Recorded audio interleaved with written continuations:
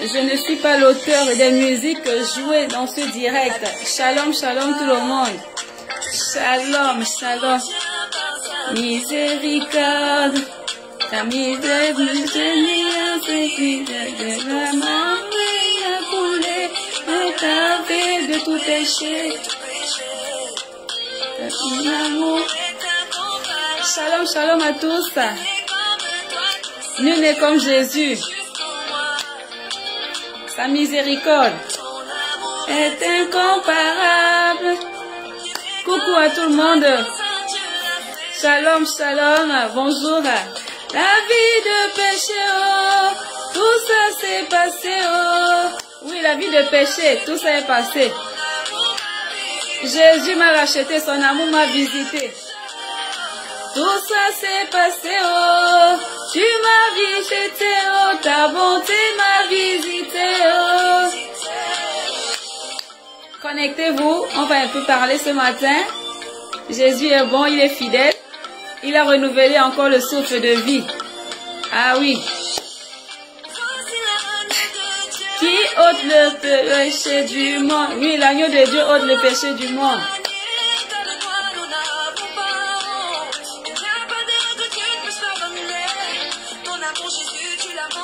Ton amour, Jésus, tu l'as montré. Comparable. L'amour de Jésus est incomparable. Nul n'est comme lui. Yes. Ton amour est incomparable. Nul n'est comme toi. Tout ça, il a fait juste pour moi. La vie de péché, oh. Tout ça s'est passé, oh. T'en as racheté, oh. Ton amour m'a visité, oh. Est-ce que quelqu'un peut dire merci au Seigneur Jésus pour le souffle de vie ce matin? Est-ce que quelqu'un peut dans la joie d'être compté parmi les vivants? Yes. Oh. L'amour de Jésus m'a visité. La vie de péché est passée. Yes. Oui, c'est de ça qu'il est question. Shalom, shalom, shalom, bien-aimés. Shalom à tous et à toutes. Shalom, shalom, shalom. Je bénis l'Éternel pour ce merveilleux jour encore. Je bénis notre Seigneur, notre Sauveur pour ce qu'il fait encore ce matin, pour ce qu'il a encore renouvelé le souffle de vie, car nous n'avons rien mérité. Pendant notre sommeil, le souffle aurait pu s'arrêter, mais lui, il a trouvé encore bon de te compter ce matin parmi les vivants. Alors, je t'invite à partager cette vidéo, je t'invite à inviter, je te demande d'inviter quelqu'un, parce que l'Éternel ne manquera pas de faire du bien à une personne, à une femme, à un enfant, à un homme, parce que notre Seigneur nous fait du bien. Bonjour Michel, bonjour Aimé Tonnet, bonjour tous ceux qui vont se connecter, bonjour, bonjour, un grand shalom, que la paix de l'Éternel soit avec toi et sur ta maison. Ce matin encore, je bénis l'Éternel pour... bonjour Claudine, ma sœur, bonjour à Monsieur Sanogo, bonjour à tous ceux qui sont connectés. Notre Dieu est fidèle et je bénis le Seigneur pour sa fidélité. Il ne fait rien, il n'est pas un Dieu du hasard, mais il est le Dieu qui fait toutes choses bonnes en son temps. Jésus est fidèle, nous élevons encore son saint nom en ce jour parce que nous sommes vivants. La Bible déclare que nul ne peut louer dans le séjour des morts. C'est pendant que tu es vivant que tu peux l'adorer, tu peux l'élever, tu peux le célébrer, tu peux le magnifier parce qu'il est digne de recevoir la louange et l'adoration. Bien-aimé dans le Seigneur, si ce matin je me suis connectée, c'est parce que j'ai un message pour toi, j'ai un message pour moi-même, parce que la Bible déclare et nous disons que pendant notre marche, dans mon parcours sur la terre, tout peut sombrer. Oui, parce que nous ne sommes malheureusement pas à l'abri d'un incident ou d'un accident. Tout peut sombrer, chrétien, incrétien, crédule ou incrédule, tout peut sombrer. Je m'adresse aujourd'hui à une femme, à un homme, que rien n'est acquis. C'est pour cette raison que nous allons voir un passage ce matin où on va se reconnaître. Chacun se reconnaîtra parce que quand l'Esprit de Dieu parle, il connaît les besoins. Quand Dieu parle, il sait de quoi nous sommes faits, puisqu'il nous a formés, puisqu'il nous a créés. Il connaît le désir de tout un chacun. Alors ce matin, je vais te parler, j'aime beaucoup ce passage, j'aime beaucoup ce message parce que il nous parle à tous. Le retour du fils prodigue. Pourquoi le retour du fils prodigue ce matin? Je l'ai intitulé « De la vie à la mort ».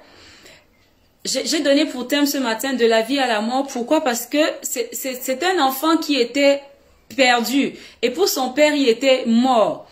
Et donc, il est revenu à la vie parce que il a retrouvé son sens, en fait. Donc, nous allons lire, partager le direct. Oui, amen, tonnerre, partager le direct, frères et sœurs. Chrétien ou pas chrétien, ce message, nous ne savons pas ce qui va déclencher en toi. Partageons le direct pour que plusieurs soient bénis. Bonjour ma sœur Diane Flamme, bienvenue dans le direct. Alors, pourquoi est-ce qu'il est important de bénir un frère et une sœur? La Bible dit que nous devons être une source de bénédiction pour nos semblables. Nos semblables, c'est qui? C'est toi et moi, c'est mon frère, c'est un ami, c'est un collègue, c'est une connaissance. Nous devons être des sources de bénédiction. Alors ce matin, bénis un frère, bénis une sœur, afin que toi aussi, l'Éternel ait un regard favorable et qu'il puisse te bénir en retour. Amen. Je lis la parole au nom puissant de Jésus, car sa parole est vie et esprit. Alléluia. Nous lisons. Il s'agit de Luc 15 à partir du verset 12 jusqu'au verset 32. Thème de la vie à la mort. Amen, amen. Bonjour ma sœur Christiane Adenboka. Dieu te bénisse ce matin. Oui, le Seigneur est merveilleux. Le plus jeune, je lis la parole du Seigneur. Le plus jeune dit à son père, « Mon père, donne-moi la part de bien qui doit me revenir. » Et le père leur partagea son bien. Peu de jours après, le plus jeune fils, ayant tout ramassé, partit pour un pays éloigné et il dissipa son bien en vivant dans la débauche. Il a pris ses biens et il est parti, il a dissipé et il a commencé à vivre dans la débauche. Lorsqu'il eut tout dépensé, une grande famine survint dans le pays et il commença à se trouver dans le besoin. Il alla se mettre au service d'un des habitants du pays qu'il envoya dans ses champs garder les pourceaux. Il aurait bien voulu se rassasier des carouges que mangeaient les pourceaux, mais personne ne lui en donnait. Étant rentré en lui-même, il se dit, « Combien de mercenaires chez mon père ont du pain en abondance, et moi ici, je meurs de faim. Je me lèverai, j'irai vers mon père, et je lui dirai, « Mon père, j'ai péché contre le ciel et contre toi. » Alléluia. Dieu est merveilleux. Je ne suis plus digne d'être appelé ton fils. Traite-moi comme l'un de tes mercenaires. Et il se leva et alla vers son père comme il était encore loin. Son père le vit et fut ému de compassion. Son père fut ému de compassion. Bien aimé, partagez le direct. Il courut se jeter à son cou et le baisa. Le fils lui dit, « Mon père, j'ai péché contre le ciel et contre toi. Je ne suis plus digne d'être appelé ton fils. » Mais le père dit à ses serviteurs, « Apportez vite la plus belle robe et l'en revêtez. Mettez-lui un anneau au doigt et des souliers aux pieds. Amenez le veau gras et tuez-le. Mangeons et réjouissons-nous. Car mon fils que voici était mort et il est revenu à la vie. Il était perdu et il est retrouvé. » Et il commençait à se réjouir. Alléluia. Verset 25. Or, le fils aîné était dans les champs. Lorsqu'il revint et approcha de la maison, il entendit la musique et les danses. Il appela un des serviteurs et lui demanda ce que c'était. Ce serviteur lui dit, « Ton frère est de retour. Et parce qu'il l'a retrouvé en bonne santé, ton père a tué le veau gras. » Alléluia. Il se mit en colère et ne voulut pas entrer. Son père sortit et le pria d'entrer. Mais il répondit à son père, « Voici, il y a tant d'années que je te sers. sans avoir jamais transgressé tes ordres. Et jamais tu ne m'as donné un chevreau pour que je me réjouisse avec mes amis. Et quand ton fils est arrivé, celui qui a mangé ton bien avec des prostituées, c'est pour lui que tu as tué le veau gras. Alléluia. Mon enfant, lui dit le père, tu es toujours avec moi et tout ce que j'ai est à toi. Mais il fallait bien s'égayer et se réjouir parce que ton frère voici était mort et qu'il est revenu à la vie. Parce qu'il était perdu et qu'il est retrouvé. Amen. Nous acclamons pour la parole de Dieu. Nous acclamons pour la parole de notre Seigneur.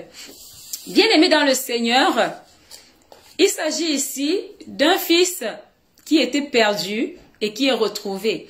Quand on dit perdu, ce n'est pas qu'il ne savait pas où il allait, ce n'est pas qu'il ne savait pas ce qu'il faisait, mais bien aimé, je vais vous dire une chose, il y a des situations, il y a des périodes dans les vies, chrétiens ou pas chrétiens, qui nous poussent à faire des fois des bons choix, des fois des mauvais choix. Alors, voici un enfant qui était en plus pas l'aîné, mais le dernier, qui a demandé à son papa de lui donner, parce que comme nous savons, les enfants héritent de leurs parents, qui lui demande de prendre sa part pendant qu'il est encore vivant, que le père n'attende pas son décès. En fait, nous nous rendons compte ici que dans la tête du fils, il avait même déjà tué son père. Alléluia.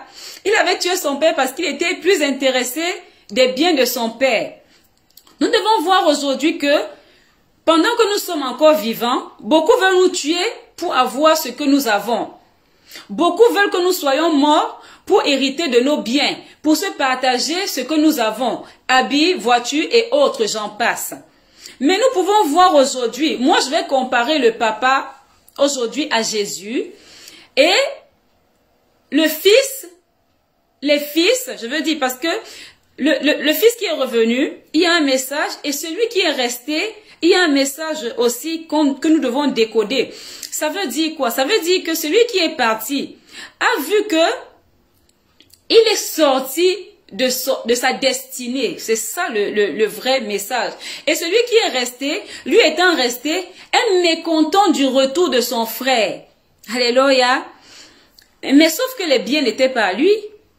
Beaucoup aujourd'hui nous fâchons des biens que nos pères ont fait et nous voulons nous accaparer de ce que nous n'avons pas travaillé. Nous voulons être les détenteurs des biens d'autrui. Moi j'appelle des biens d'autrui parce que ce que mon père a eu, certes je suis son héritier, mais pourquoi m'attacher à son bien? Amen.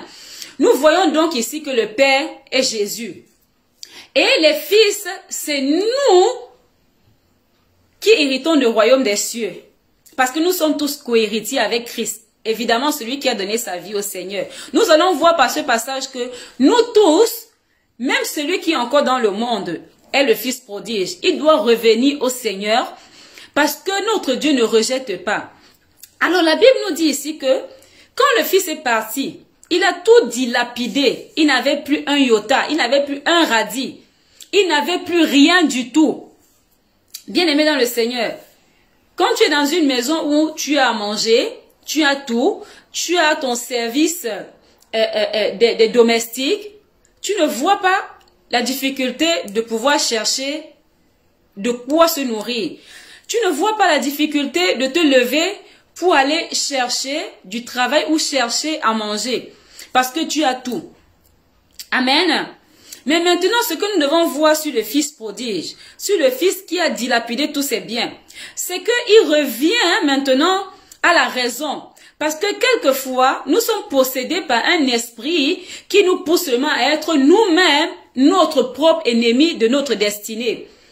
Pourquoi? Parce que nous avons des réactions qui ne nous avancent pas, mais des réactions qui nous font régresser. Régresser pourquoi? Parce que cet enfant, quand il est parti, il croyait qu'il était le plus beau, il était le plus riche, il était celui qui devait émerveiller le monde. Parce que son père, en fait, avec son argent, lui a cédé son héritage. En fait, tu prends l'héritage de ton père quand tu es encore vivant. Et donc, moi, ce qui m'émerveille, c'est que ce fils quand tout est fini, quand il a commencé à voir sa souffrance, que même ce que le porc, quand on voit ici le porc, on voit en fait la saleté. Nous voyons en fait la misère. Nous voyons de par ce passage que cet enfant a été diminué où il ne pouvait plus toucher le fond. Il ne pouvait plus, il n'y avait que la mort qui pouvait faire en sorte que, qui connaisse pire en fait. Lui, pour lui, il se disait même que mieux il meurt que de rester encore dans cette situation. Mais bien aimé, il a retrouvé la raison. Il a retrouvé la raison, il a dit qu'il peut retourner chez son père. Retourner chez son père, même seulement être un mercenaire de son père. Vous voyez jusqu'à quel niveau l'enfant, il est revenu à la raison seulement pour ne plus avoir la misère. C'est-à-dire qu'il voulait repartir chez son papa pour être un domestique, un serviteur. Donc il avait pour lui, il avait perdu l'identité de fils. Il avait perdu l'identité d'héritier. Il avait perdu l'identité c'est-à-dire que d'un enfant, quoi. Parce que nous savons très bien qu'un enfant est différent d'un serviteur. Alléluia. Un enfant est différent d'un serviteur. Alors, où ça m'interpelle ce matin, c'est que il a dit, au lieu de continuer dans cette vie, il préfère rentrer chez son père. Bien aimé, je vais te dire aujourd'hui, certainement tu es dehors, certainement tu as commencé à marcher avec le Seigneur, tu as, à cause de la vie de débauche, à cause de la vie de péché, tu te dis qu'il est mieux que tu restes dans cette vie-là et que tu avais trouvé ton chemin. Et qu'aujourd'hui, tu n'as pas envie de revenir vers le Seigneur. Et je te dis que non. La Bible déclare que venez à moi, vous tous qui êtes fatigués et chargés. Je vous donnerai le repos. Jésus ne repousse personne. D'ailleurs, il est écrit que là où le péché abonde, la grâce surabonde. Ce matin, quand tu fais pour t'éloigner de l'amour de ton Père, notre Dieu, notre Seigneur, qu'est-ce qui te culpabilise ou tu veux rester là où tu es?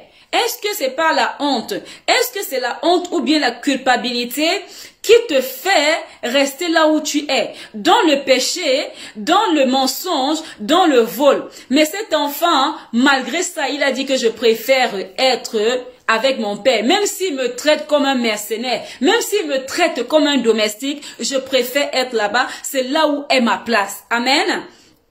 Plus loin, nous voyons que quand le père a vu son fils, oh bien-aimé, il y a la joie quand tu donnes ta vie au Seigneur. Quand Jésus voit que tu viens à lui, il est dans la joie. Bien-aimé, ce papa a été content de revoir son fils.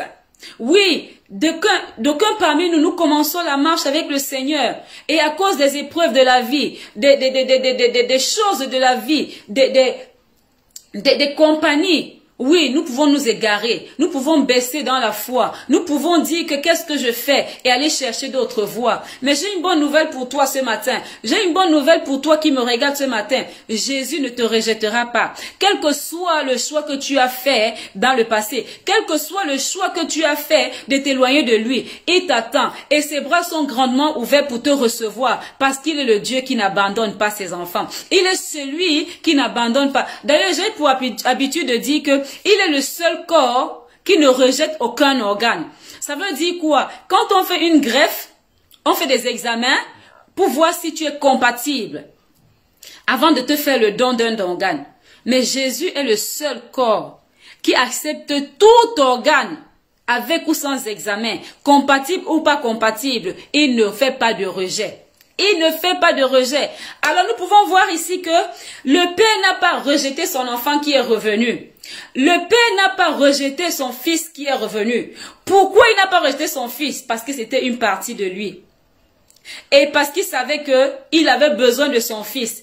Quand son fils est parti, certainement il était dans la tristesse. Il était triste de savoir qu'il ne lui reste qu'un fils, alors que pour lui il en avait deux. Bien-aimé, il a fait quoi? Il a dit d'apporter un veau gras. Quand on peut voir la signification d'un veau gras, ça veut dire que c'était le meilleur veau qui était dans la maison. C'était le meilleur qu'il avait. Il a dit pour cet événement, nous devons célébrer. Nous devons célébrer le retour de mon fils. Nous devons célébrer la présence à nouveau de mon fils. Parce que pour lui, il ne savait même plus si son fils était encore vivant. Il ne savait pas si son fils était encore même normal. Parce que deux fois, nous partons, il y a même des folies. Il ne savait pas si son fils était encore normal. Mais qu'est-ce qu'il a dit ce papa? L'amour d'un père. Jésus t'aime de l'amour, c'est-à-dire inconditionnel, incomparable. Même ton propre père. Ce père a manifesté l'amour de Christ. C'est pour ça que je dis que pour moi, ce père était Christ, est Christ dans ce passage-là. Il n'a pas dit non. Il n'a pas dit, ramène-moi d'abord tout mon argent que tu as dilapidé. Ramène-moi tout ce que tu as pu gaspiller. Il a fait une fête. Bien-aimé, je te dis que quand tu acceptes Jésus comme Seigneur et Sauveur, il y a la fête au ciel. Parce qu'une âme qui est gagnée est une grosse fête, une grande fête dans les cieux. Parce que Jésus nous aime en dépit de toutes choses. La Bible déclare qu'il est mort sur la croix pour toi. Oui, il est mort afin que toi tu vives. Il est mort afin que nous puissions vivre. Il est mort afin que nous ayons la vie et la vie en abondance. Ce matin, bien-aimé dans le Seigneur, notre Dieu est fidèle, il est amour. Et c'est pour cela que quand le Fils est revenu, le Père ne l'a pas rejeté. Quand le Fils est revenu, le Père n'a pas dit, toi tu ne me remets plus tes pieds ici là. Mais il a fait une fête. Il s'est réjoui de la présence de son Fils. Il s'est réjoui du retour de son Fils. Et il lui a dit, faites-le d'abord, donnez-lui un habit. Et les souliers, un habit qui lui redonne sa dignité. Oui, parce que l'habit est un manteau. Donc, en lui donnant un habit, il a couvert déjà sa honte. Oui, parce que certainement il était nu, certainement il était dépravé, certainement il était sale, puisqu'il vivait déjà avec les porceaux. Bien aimé, il n'y a pas plus insensé, il n'y a pas plus, comment dirais-je, plus bas que vivre avec les porcs. Parce que nous tous nous connaissons que c'est un animal qui est sale. C'est un animal qui n'a même pas. C'est-à-dire que tu peux lui donner tout, il va manger. Tout ce qui est sale, tout ce qui pue. Et il se contente de cela. Mais le père a dit, il appelait ses serviteurs, il dit, apportez-moi la plus belle robe. Et l'en revêtez. C'est-à-dire que mettez-lui la plus belle robe, mettez-lui un anneau au doigt. L'anneau, quand tu vas te marier, en fait, tu mets une alliance. Ça symbolise quoi? Ton alliance avec ton mari. L'anneau, c'est ce que ça veut dire. L'anneau symbolisait le retour et l'attachement et l'alliance que le papa a avec pour son fils. Alléluia. Et des souliers aux pieds. La Bible déclare que partout où fleuront la plante de tes pieds, je te donnerai un héritage. Alors le père a dit qu'il donnait des souliers à son père, à son fils. C'était pour cacher et l'habiller, lui mettre en fait les habits d'un fils qui règne, d'un fils qui est héritier, d'un fils qui est prince. Parce que quand nous allons voir les princes, c'est pas sa tenue, ses souliers et sa bague, parce qu'il y a des bagues pour les rois et les princes. Donc pour montrer que il est son héritier. Que malgré qu'il ait pris, dilapidé les biens qu'il avait demandé, il reste encore son fils. Alléluia. C'est comme ça que Jésus nous appelle.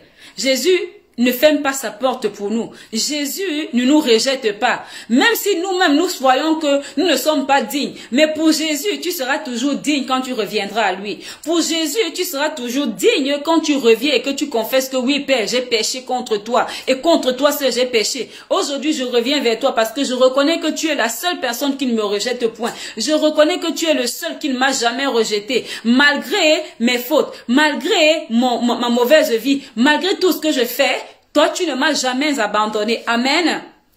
Mais ici, nous pouvons voir une réaction, moi qui m'a surprise. Ça veut dire quoi? Ça veut dire le grand frère. Le grand frère était fâché que le petit frère revienne. Bien-aimé, c'est ce que nous avons tous les jours.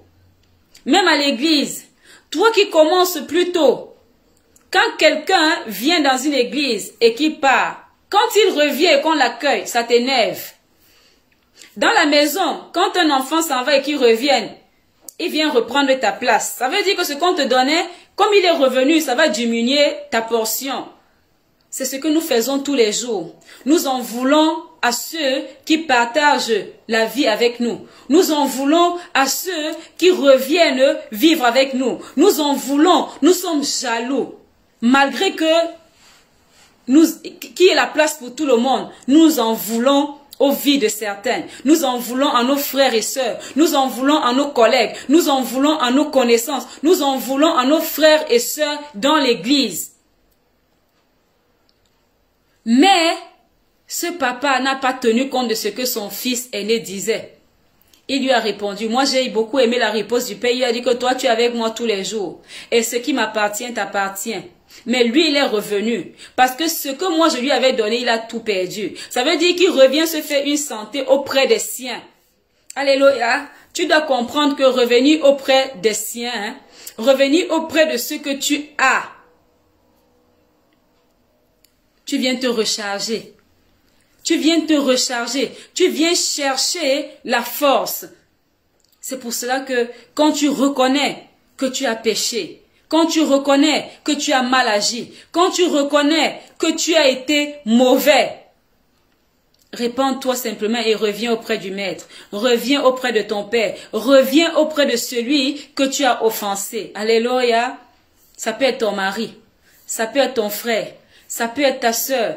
Ça peut être un ami. Ça peut être un collègue. Ça peut être quelqu'un pour qui tu crois que tu n'as pas de place ou bien tu n'as pas de considération. Bien-aimé, la Bible déclare que être humble, c'est-à-dire que le Seigneur résiste aux orgueilleux, mais il faut être humble, humble dans la vie. Mais nous pouvons voir que le frère aîné était mécontent que son frère revienne. Pourquoi? Il n'a rien fait. Ce n'est pas ses biens, c'était les biens du Père. Mais pourquoi cette haine? Pourquoi cette jalousie? Bien aimé, nous avons des gens parmi nous comme ça là. Nous vivons avec des gens comme ça là dans nos maisons. Nous vivons avec des gens comme ça dans nos travails. Nous vivons avec des gens comme ça là que ta vie, c'est-à-dire que rien que le fait que tu aies le souffle de vie ne le plaît pas. Ne lui plaît pas du tout. Rien que le fait que tu aies encore tes deux narines pour respirer, il a envie que tu finisses, que tu meurs. Que le fait que tu sois parti là, ta place même au travail, il veut ta place. Mais sauf qu'il oublie que même si tu pars de cette entreprise, ton salaire ne lui reviendra pas. Bien-aimé, chacun de nous, nous avons une importance devant nos parents. Chacun de nous, nous avons une place devant nos parents. Nous avons une place devant Dieu. La place, il y a la place pour tout le monde. Le fait de jalouser, le fait d'envier, le fait de critiquer, le fait de vouloir que quelqu'un meure, tu ne prendras jamais sa place. Et ce qui est à lui ne sera jamais à toi. Nous devons comprendre cela. Et peut-être que ça va nous aider à dire et à faire mieux les choses. Bien-aimé, ce papa n'a pas rejeté son fils. Ce papa n'a pas dit, remets-moi d'abord mes biens que tu avais pris. Remets-moi d'abord, mais celui-ci lui a fait un grand festin. Certainement, le fils même était dépassé. Il ne s'attendait pas à ça parce que pour lui, il venait pour être un mercenaire. Il venait pour être un domestique dans la maison. Soi-disant, il va travailler pour rembourser tout ce qu'il avait dilapidé. Bien-aimé, tu veux être qui ce matin? Le fils prodigue? Ou tu veux être le fils aîné qui a été mécontent, qui a un cœur haineux, qui a un cœur jaloux, qui a un cœur méprisant, qui a un cœur de rejet. La Bible nous enseigne beaucoup. La parole de Dieu nous enseigne à devenir meilleurs. Aujourd'hui, beaucoup de gens disent que la vie c'est un tour. Je vis ma vie. Est-ce que ta vie t'appartient? Je fais ce que je veux. Oui, tout est permis, mais tout n'est pas utile. La vie, c'est un tour. Mais bien aimé, j'ai quelque chose à te dire ce matin. La mort aussi, c'est un tour. Mais maintenant, cette vie, tu dois la vivre pour préserver demain ta mort. Oui, pour bien mourir. Parce qu'il y a les gens qui meurent mal. Je vais te le dire ce matin. La vie, c'est un tour. J'ai trop entendu ça. La vie, c'est un tour. Je vis, moi, ma vie. Mais la mort aussi, c'est un tour. Moi, je n'ai pas vu quelqu'un qui est mort, il est revenu à part Jésus. Et Lazare qui l'avait ressuscité. La mort aussi, c'est un tour. Mais bien aimé, j'ai juste, par rapport à ce message, te dire que le retour vers ton Seigneur est un gain. Et quand tu reviens à Jésus, il y a la fête au ciel. Le Père fait la fête, et Jésus fait la fête au ciel quand tu reviens à lui. Jésus fait la fête au ciel quand tu reviens à lui. Quand tu laisses tout et tu dis que oui, j'ai tout essayé, mais je sais que je n'ai que la vie, je n'ai que le bon traitement chez mon Père. La Bible déclare que mauvais que nous sommes, si nous avons donné de bonnes choses à nos enfants, combien de fois le Père Céleste qui est dans les cieux, bien-aimé, il ne nous donnera pas le serpent à la place du poisson. Ce matin, nous avons vu la réaction du Père, mais nous avons encore un Père Céleste qui est dans les cieux. Nous avons vu la réaction du Père.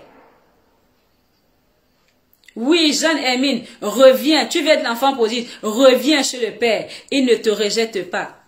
J'ai dit tout à l'heure qu'il est le seul corps où chaque organe peut se greffer, il n'y a pas de rejet. Amen. Il est celui qui t'accepte tel que tu viens à lui. Mais aujourd'hui, nous devons connaître dans les églises, dans nos maisons, ceux qui sont jaloux, ceux qui ne nous acceptent pas parce que nous avons été élevés en dignité, parce que on a été célébrés. Oui, malheureusement, même dans les églises, de plus en plus, cela se passe.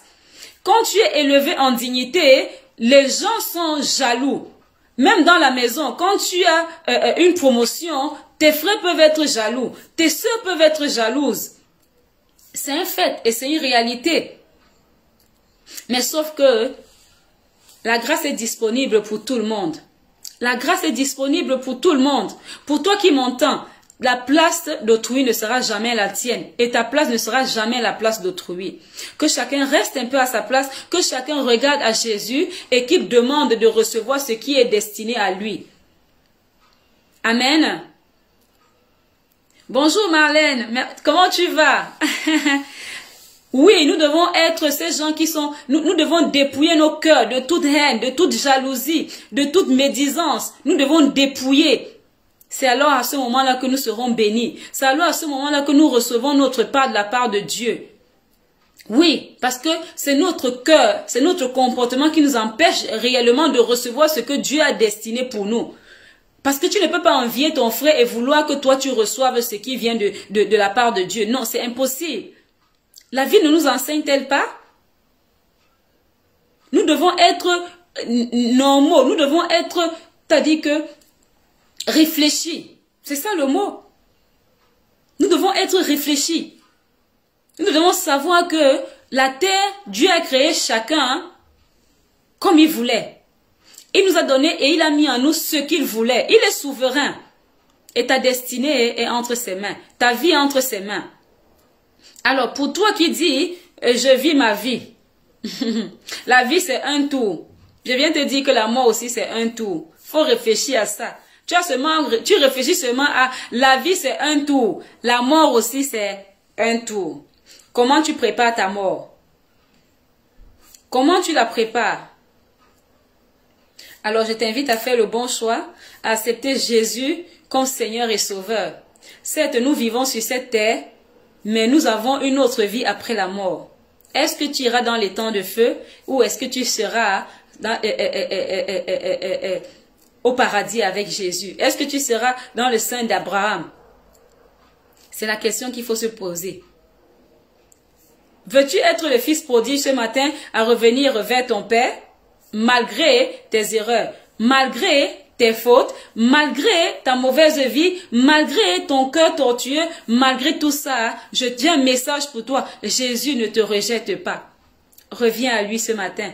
Reviens à ton Seigneur. Reviens au premier amour. Reviens à celui qui t'a créé et donne-lui toutes choses. Alléluia.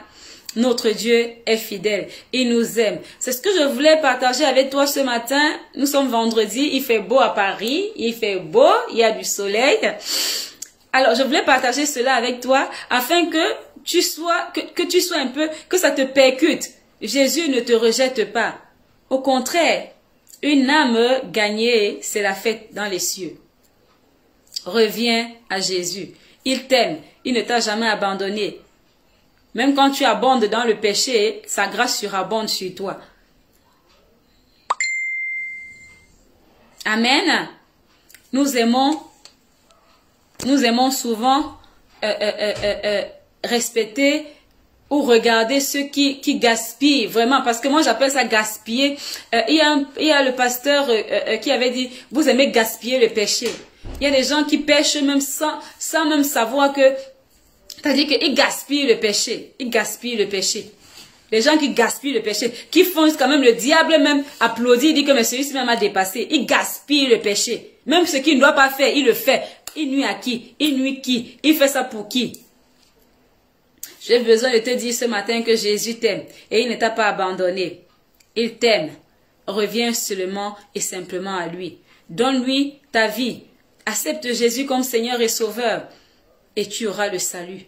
Oui, bien-aimés, nous devons œuvrer pour avoir le salut. Nous devons œuvrer pour que notre âme n'aille pas en enfer, pour que nous n'ayons pas en enfer. Nous devons faire le bon choix et choisir Jésus comme Seigneur et Sauveur. Revenons au premier amour. C'était mon message de ce matin. J'espère que il t'a fait du bien. J'espère que tu sais qu'il ne t'a point rejeté. Va juste dans le secret et répands-toi. Dis-lui que Père, j'ai péché contre toi, comme a dit le fils prodige. Il a dit, je ne suis pas digne, j'ai péché contre toi et contre le ciel. Oui. Et il a reconnu ses torts et il est revenu. Il est revenu vers son papa. Il est revenu et son père ne l'a pas abandonné. Son père ne l'a pas rejeté. Oui, nos parents, nous tous qui sommes là, nous sommes parents. Nous ne pouvons pas rejeter nos enfants, quel que soit ce qu'ils ont fait, quel que soit ce qu'ils ont dit, quels que soient les actes qu'ils ont posés. Alors, notre Père qui est dans les cieux ne te rejette non plus pas. Il ne te rejette pas parce qu'il t'a créé et il t'a aimé, il t'a connu avant la fondation du monde. Et il veut que tu sois à lui et que tu ne périsses point. Alléluia. Je rends grâce à Dieu pour la vie de tout un chacun qui regarde cette vidéo et qui regardera plus tard. Que la main de l'Éternel soit sur toi et qu'il puisse ouvrir ton intelligence pour que tu fasses le bon choix, qu'il puisse te visiter et pour que tu puisses lui donner ta vie encore en ce jour. Alléluia. Amen. Ok, je remercie tout le monde qui a écouté, qui a suivi cette vidéo. Je fais un coucou à Kwaku Patricia Liokadi, la servante de l'Éternel. Bonjour à toi, ma grande sœur Rebecca, ma chère grande sœur Jean-Émile Moukouri, tous ceux qui ont regardé, je dis un grand shalom, paix et grâce dans ta maison, paix et grâce chez toi, paix et grâce dans ta vie, paix et grâce dans tout ce que tu entreprends, paix et grâce parce que sa paix surpasse toute autre chose. Et j'ai bien ta vie. J'ai bien ta vie. C'est de ça qu'il est question. J'ai bien ta vie. Personne ne la gérera à ta place. Amen. Ben écoutez, je vous embrasse, je vous aime de l'amour de Dieu et que le Seigneur vous localise là où vous êtes et qu'il vous fasse encore du bien. Parce que tu es cher à ses yeux, tu es cher pour lui et il ne veut que ton bien. Alléluia. C'était votre sœur, votre évangéliste Patience Sanogo. Que mon Dieu vous bénisse abondamment. Mais n'oubliez pas, faites le retour vers celui qui vous a créé. Allez, bye!